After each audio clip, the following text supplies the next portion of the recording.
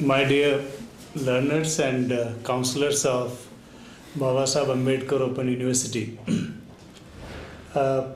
perhaps for all of us, it is one of the most privileged moment and day when two of the greatest scholars, most distinguished scholars are available to us. And I think a university justifies its name when the scholars of reputed distinctions visit the university and they are available to us and we can make use of their scholarship, their experience and the work that they have done. On behalf of the university in general and particularly on my own self, I welcome Professor Sheldon Pollock, who is Professor of Sanskrit and South Asian Studies at the University of Columbia, and those who are interested in cultural studies and Sanskrit, bhashas and our literary and cultural transactions. It would be their misfortune if they do not know his name. Similarly, the person who guided all of us, particularly I can say that's the case with me at least, the person whom I think as my guide, as my teacher also, indirect teachers, because the people from whom we learn a lot is Professor Chandra. I think in India all of us know the contribution that he has made through the Sahitya Academy when he was there with the project of Indian literature, then as professor at MS University, then the Vice Chancellor of Saurashtra University, Rajkot. That was the most learning period for me from him and shaping the department the way we could. And thereafter, he has been conferred with the Padma Shri. So the honor that the scholarship in Gujarati and Indian literature has got is primarily through him. We know him as a poet for Jatayu and Odysseus Halesu. Beautifully it begins, Devo ne daityo ne saral kari nakhyo te pehla nu samudra mein joyo che. So the poet of that stature, responsible for modernizing Gujarati poetry, is with us, and we would remember him for his collection, which was primarily in the form of his lectures, Asya Sarg Vidau, and a couple of articles that I enjoyed reading. That includes the article that Professor Pollock published in his anthology, that is from Hemchandra Hemchandrachari to Hind Swaraj. The article from which we can learn the ways and methodology of literary historiography in terms of Indian languages. I would take this opportunity to welcome both these reputed scholars with us, and we would use this opportunity to discuss things that have been part of our history, things that the past, that conditions are present, and what has happened to us and what is happening to us and what might happen to us in terms of cultural and literary studies. Primarily, I would request these two great scholars to talk between them, but it can be amongst us also if the things happen, things go on in that particular direction. I would, sir, begin with a kind of discussion on a point that pertains to your area, and that is your views about Sanskrit as such, as a professor. That one can see that you studied and you wrote about Sanskrit, phase of almost admiration, Sanskrit as cosmopolis, the area that it covered, the vast area of Southern Asia that it covered. Thereafter, the kind of what one can say, quote unquote, death, and the relationship between Sanskrit and bhashas.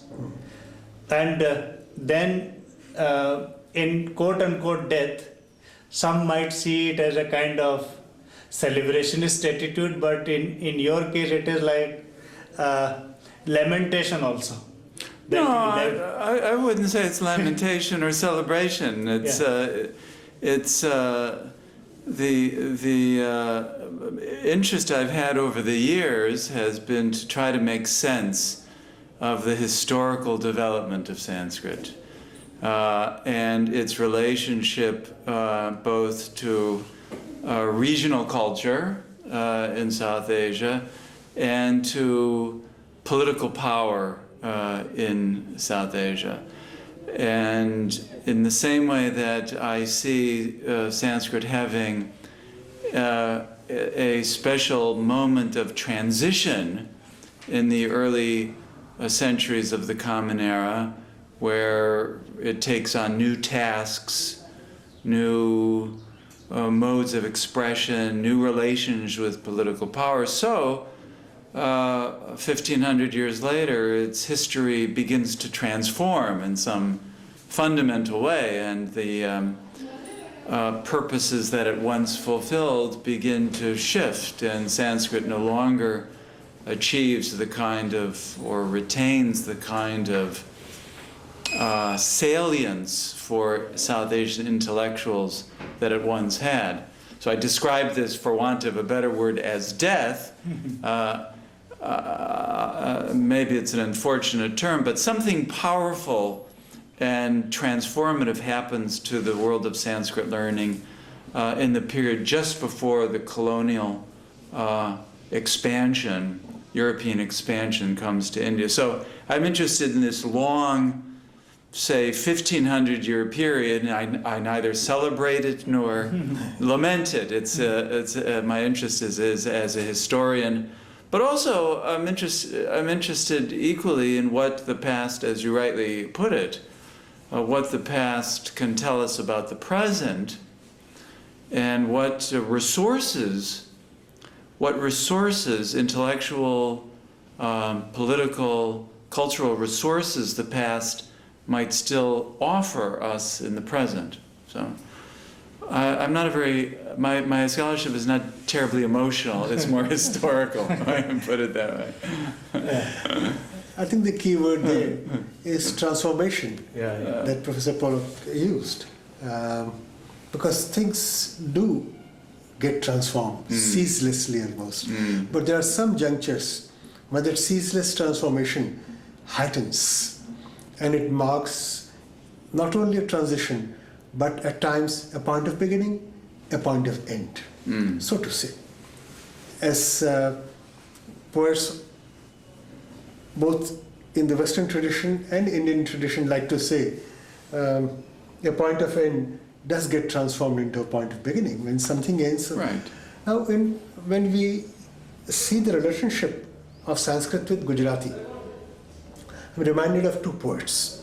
One is Akho, our Gnani poet, Gnan Margi poet of the 16th century, and another his immediate successor, Premanand, who was a performer. So Akho uses an interesting metaphor for the relationship of Sanskrit and Gujarati. He says Sanskrit is like Bandhyo Rupiyo. That means the whole coin of a rupee. And Gujarati is like the small change. And he says, in order to go to the marketplace, you need small change. Oh, great. So when I read Professor Pollock's extraordinary book, globally influential book, on the language of gods in the world of men, I was reminded of this metaphor by Akho, that yes, when it enters the world of men, this language has to change itself from a big coin, big value coin. It has to transform itself into small coins, chiller. But Premanand has another kind of relationship. He was a performer, so he was competing. with others for the market. So the marketing of a language is also very important. Marketing of literature is also very important. The Premalin says, Apasa Vyas Vache Sanskrit. Apasa Maru Prakrit. That means Gujarati. Yeah. Vyas Katha Kahe ne Rade. Chalio Jao Shudhe Sherade. On this side is Vyas reciting from Sanskrit. And on the other hand, I am reciting Prakrit, that is Gujarati. Vyas, poor fellow, tells his katha and weeps to arouse emotions wrongly. He is sentimental, while I am the narrator. I narrate in a masterful way. So these are the two relationships of Sanskrit in one modern Indian language. Sir, this is the most wonderful point that you mentioned, because there is a lot of misunderstanding of relationship between Sanskrit and bhashas. That is hegemony of Sanskrit and parasitic nature, whatever it is. But in all our languages, there are quite a few instances of symbiotic relationship between the two. Sanskrit and even in Tamil Nadu, in 13th, 14th century, they say that Tamil and Sanskrit, there is no difference, because they are like, if there is a difference, then it is like Yajurveda and Rig Veda. So this is what Shaiv Nayatkumar said in the 13th century or so. You know, I think you raise a very interesting point about symbiosis as opposed to hegemony. One of the things that I try to show in my recent book through a comparative study of the Sanskrit relationship to the bhashas and Latin's relationship to the European languages. And if you want to see hegemony, go to Europe. I'll just cite one interesting fact. When Latin spread throughout the world of the Western Mediterranean, wherever it went, it destroyed the languages that it encountered. So today the languages, the pre-Latin languages of North Africa, Punic, for example, Celtic in Western Europe, Gaelic, these languages have all been utterly destroyed. As Sanskrit moved through the world of South and Southeast Asia, not only did it not destroy the languages that encountered, but it made their literary histories possible. Through, as you rightly point out, through a kind of symbiotic relationship of fostering, sometimes contested and fraught, but nonetheless, I think ultimately a supportive and nurturing relationship. So much that I think one of the things that the history of Sanskrit and the Desha Bhashas show is that it's been possible for Indian poets to be both global and to be local simultaneously, that many poets didn't have to choose between affiliation to the Sanskrit world and affiliation to the local world. You find, for example, in Karnataka, an area that I've studied to some degree, you find Kannadiga poets taking the best of the Sanskrit world and transforming it into the Desi mode, in a kind of beautiful interaction with the global Sanskrit. I think South Asia shows a history of remarkable resources from which we can learn, actually, about how to remain part of our local world while participating in a large, even global culture. Two very important phrases that were used by both of you. One was regarding globalization of Sanskrit culture. I think that's the terms Professor Pollock has used in one of his articles. And first of all, the question comes, what was that Sanskrit culture?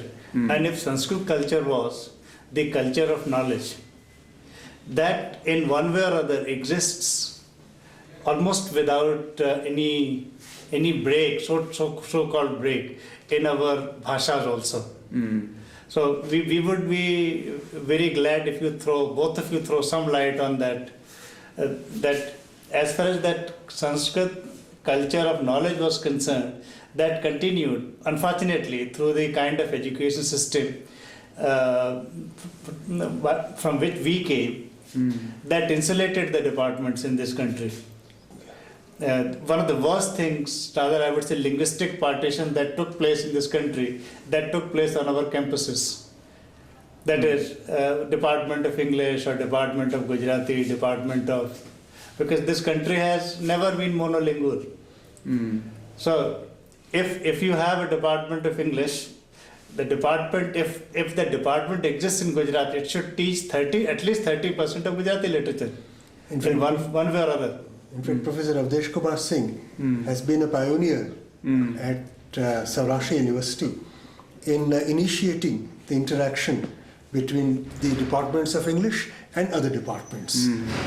For example, Avdesh Bhai's book on colonialism and Renaissance has an article by Professor Namar Singh and several other professors, several other teachers of Gujarati and Marathi and other languages. So that book and that approach was very interesting. And I think interaction not only between Sanskrit and English, or languages of power, if I may use that word, and the languages of people, they have also in India been very active. That interaction has been very active. That power has learned from people, and people have been empowered by power, so to say. And of course, Professor Pollock is here, so he would be able to tell all of us much better. But for example, the Jains in Gujarat, when the Jains come close to Sanskrit, or when Sanskrit comes close to the Jain tradition, it acquires a particular flavor. Right. And earlier with the Buddhists, the Vedics, and the Sankhyas, so various, and you have explored, sir, those various shades and various flavors of Sanskrit, like almost nobody else has done in history of learning. Well, actually, it's there are several questions on the table that are very much worth exploring. The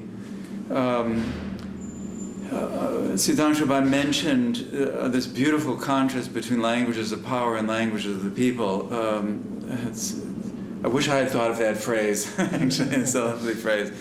I want to just talk about that for 1 second, then maybe we could return to the question of the current language pedagogy and what's wrong with it and why they're separated up in an often disabling way. But let me just say a couple of things about Sanskrit as a language of power.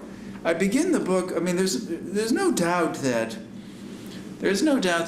for some of its history and for some of its representatives, Sanskrit was a language of powerful domination. I mean, there's no doubt about it. I begin, as I mentioned yesterday, speaking with some students at MS University Baroda, I begin my book with a discussion of a chapter in the Mimamsa Sutra. It's in the 6th book. It's called On the Exclusion of the Shudra, the Apashudra Adhikarana. And this is a discussion of why Shudras cannot participate in Vaidika culture and, as a result, in the world of Sanskrit learning. So, we know that at some level Sanskrit had an exclusionary dimension to it for a certain kind of Indian intellectual. But actually, Indian history shows that this exclusion was largely restricted to a very small group of people. What I mean to say is that Sanskrit, ultimately, the monopoly on Sanskrit was exploded, and it became a language of far greater social access than may be apparent from some of the more, shall we say, exclusionary writings of certain Brahmanical scholars. So much so, for example, that by the 2nd or 3rd century AD, Buddhists all over the world were using Sanskrit. Yes. Jains, who had long resisted the use of Sanskrit. In fact, there's a very famous story in a 13th century Jaina charita of Siddhasena who wanted to translate the Jaina scripture into Sanskrit. and he was excluded, he was excommunicated from the Jaina. But in fact, the Jains turned to Sanskrit very, very vigorously. This is true. This is true across social categories as well as religious categories. So there's a very interesting tension between the ideology of exclusion and the reality of access of Sanskrit. Now, so that's just one thing to say about this complicated problem of Sanskrit as a language of power. I think what we really need is a much deeper and richer social history of Sanskrit than has ever been written before. I only graze the surface of this deep and powerful question. Now, the place of language learning in the contemporary university is a very interesting question. I'd love to hear your thoughts about what's right and what's wrong about the division of language learning. I have my own thoughts about this, but I would love to hear your ideas about the current state of affairs. In fact, the position begins with what Sir wrote somewhere, that a person like Hemchandra, he would write the grammar of Prakrit, but he would use Sanskrit as the language of codifying knowledge. Yes. That means a poet could operate in 2, 3 languages, 4 languages, and very, very easily coexist simultaneously in all of them. What the colonial situation, both of you have written a lot about that. We have heard Sir also on that point, that during that particular period, the early phase of Indologists or Orientalists, say up to 1825, those who admired, and before the Anglicist phase began, 1825 to 1857. Before that, one could see the kind of admiration for Sanskrit. But in the course of time, another tendency begins, where native scholars, their talent, the way they work, that was made use of by the Indologists, and then they, with some kind of commitment to it, certain methodology, made use of it. The best way one can see in the kind of these modalities that Professor, I forget the name, Colonialism and Its Forms of Power, in that book, that famous anthropologist. Oh, Bernard Cohn. Right. Yeah, Bernard Cohn. Right. He worked on that. Colonialism and its forms of knowledge. Forms of knowledge. Right, yeah. right. 7 modalities that are worked out. During this period, what happens is, on the one hand, there is a strain of scholarship that admired Sanskrit, early part of Sanskrit, of course, but this is not used either by the colonizers or by the native scholars to empower the people who were dispossessed of power. If today, for instance, we had your interview in Times of India, there is a small letter there, and the letter says, by some reader, it says that Dalits should learn Sanskrit. The argument that comes from Vivekananda, he said that these bhashas, this lok bhashaikaran, I will not use the word vernacularization of knowledge, but that took place, that was wonderful phenomenon. But at the same time, if these people, if Sanskrit would have been learned by them, they would have, their status would have grown up automatically, because Sanskrit was the language of differentiation or demarcation in a way. What might have happened is a world of conjecture. But it is during this period that different single language departments came in existence in this country.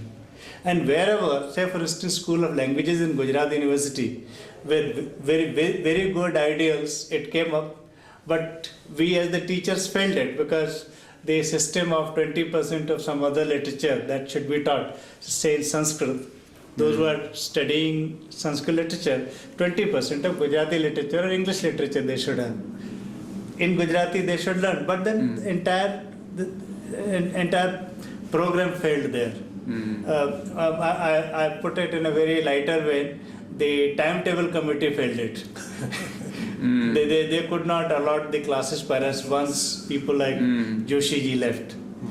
The situation at the moment is that symbiotic relationship and the transformation and I would say the transfer of knowledge from Sanskrit to our bhashas that has taken place, because most of the good scholars of our bhashas, they are good scholars of Sanskrit also.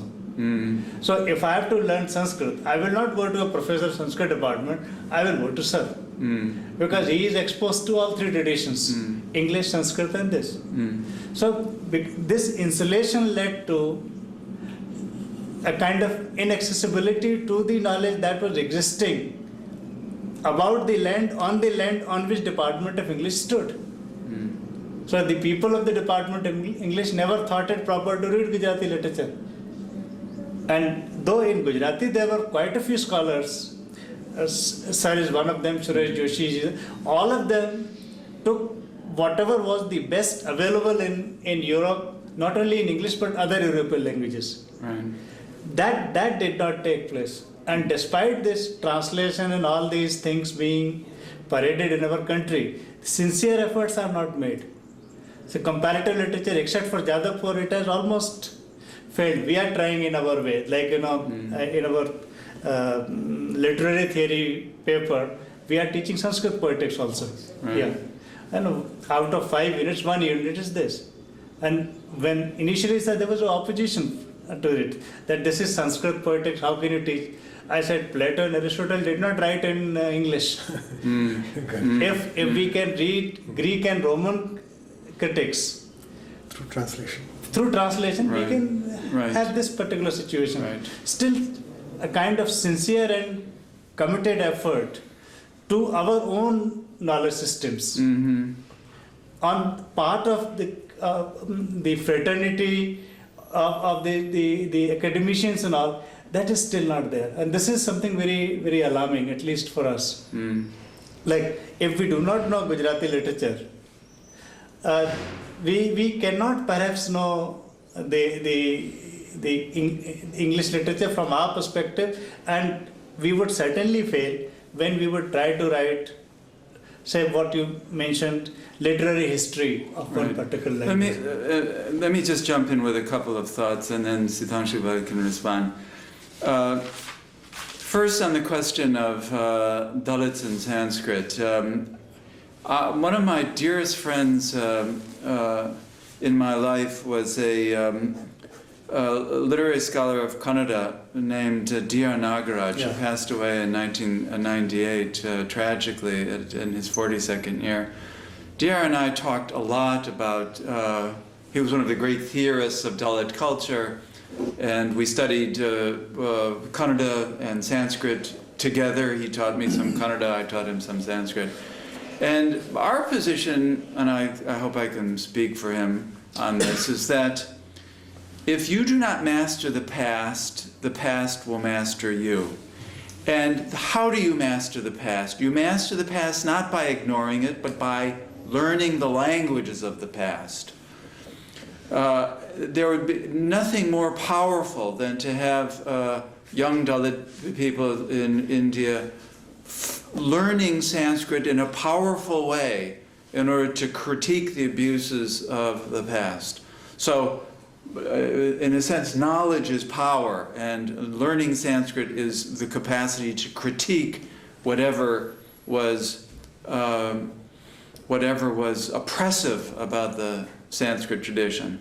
Now, the other issue that's of very profound importance to me, although I love India, but I'm an outsider to India, but I've spent my life thinking about Indian culture and learning what little I could about Indian culture. And what I see developing, Anshubai knows this because I've been talking to him about it at great length, is a growing incapacity of young students to learn the classical languages of India. I don't just mean classical languages, Sanskrit and Old Tamil, I mean, the classical Gujarati.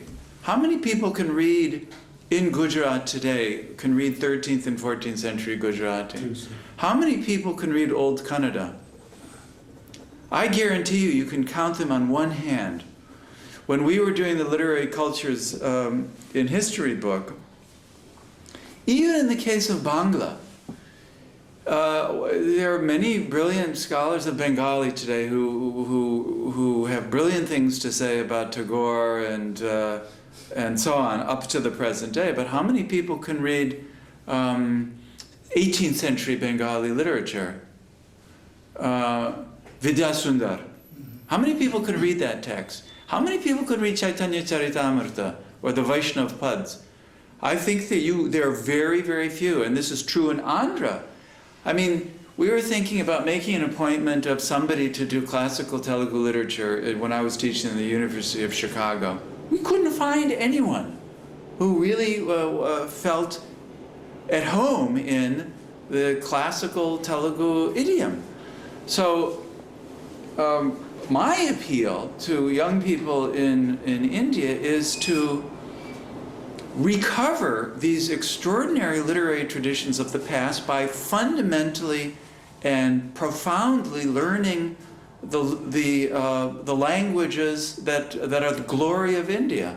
Not simply concentrating on the contemporary period, but thinking about the deep histories of these extraordinary languages. And these are and I'm talking about the bhashas. The Asian Bhasha literatures are as rich as any in the world. And I think we're standing in 2006 on the point of almost no return. We're almost at the point of no return, where we will have lost the capacity, people in India will have lost the capacity to read their pasts. Let me give you one analogy, and then I'll pass the baton to Sizanshubai. I met a man who worked for UNESCO. He was in charge of the restoration of the British cathedrals. And this was actually, I met him in Vijayanagar, of all places, in Hampi, many years ago, when there was a conference on the preservation of cultural heritage. He said that in England today, it is no longer possible to find any craftsman who can make a key arch.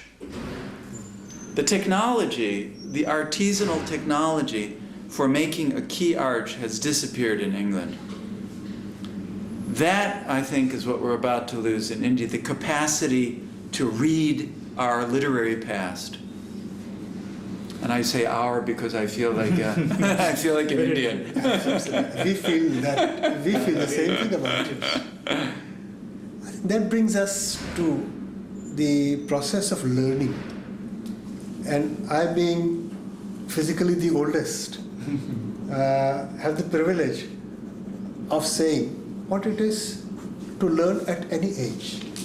For example, when Professor Sheldon Pollock invited some of us, first at Hyderabad, and later on, every year, 2 or 3 conferences, either in the United States or Europe or India, all the papers were distributed beforehand, and everybody came fully read with papers. And a book came out of this. It is called Literary Cultures in History, Reconstructions from South Asia. I learned so much. In Sanskrit there is a saying, Pashya Patataror Mule, Vruddha Shishya, Guru Yuva, and in Guru Yuva also. So capacity to learn and willingness to learn is something with which we must go to our past.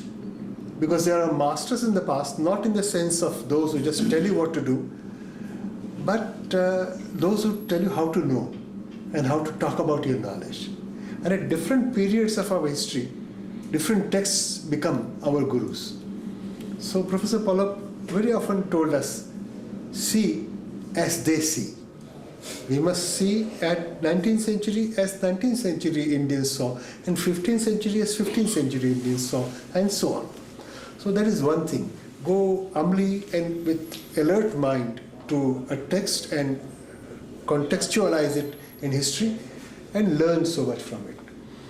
Second learning I got is from a series of seminars and conferences that Professor Avdesh Kumar Singh held in Rajkot. Rajkot is a remote place, not very favorable for English studies.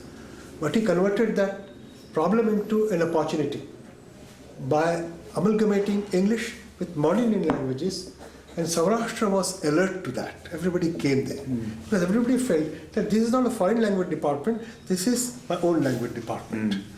And sir, now you bring that strength to the Ambedkar Open University, Baba Saheb Ambedkar Open University, because this is exactly what is happening today, right now, that we are talking about so many languages. Umashankar Bai, whom you remembered, Avdesh Bai, used to say, Sarva Bhasha Saraswati.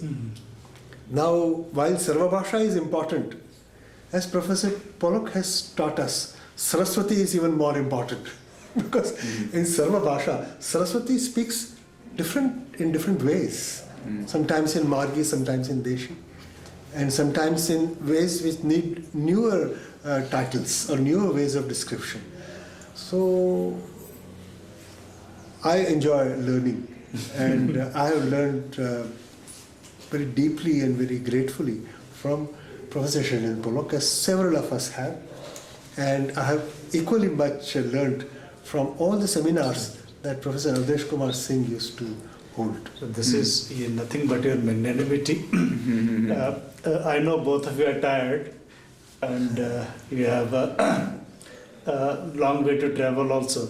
But two questions of my own interest, that brief questions, of course, and one is like in your book on literary historiography, that's how I call it, that the South Asia as a category, that is something, you know, I felt as if it is from something like area studies coming to us.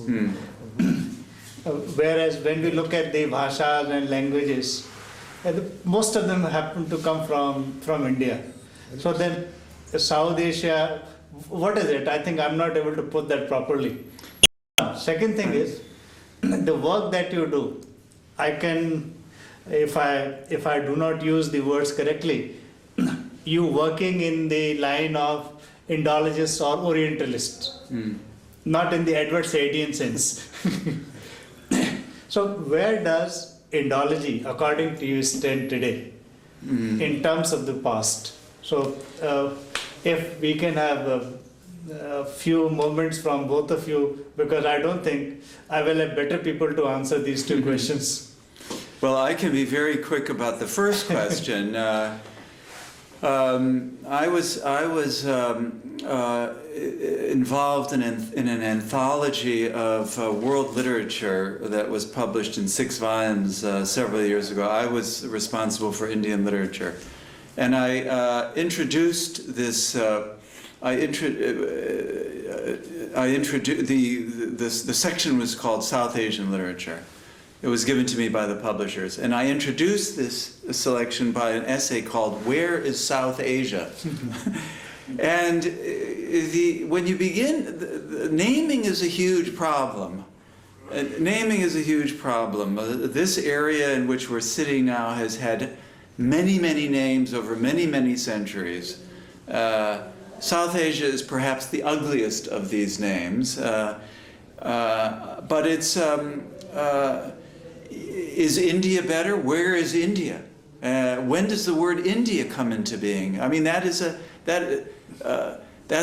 word that comes ultimately from the Greek, and then it's then rehabilitated or used by Arab-speaking people, and then by Farsi-speaking people.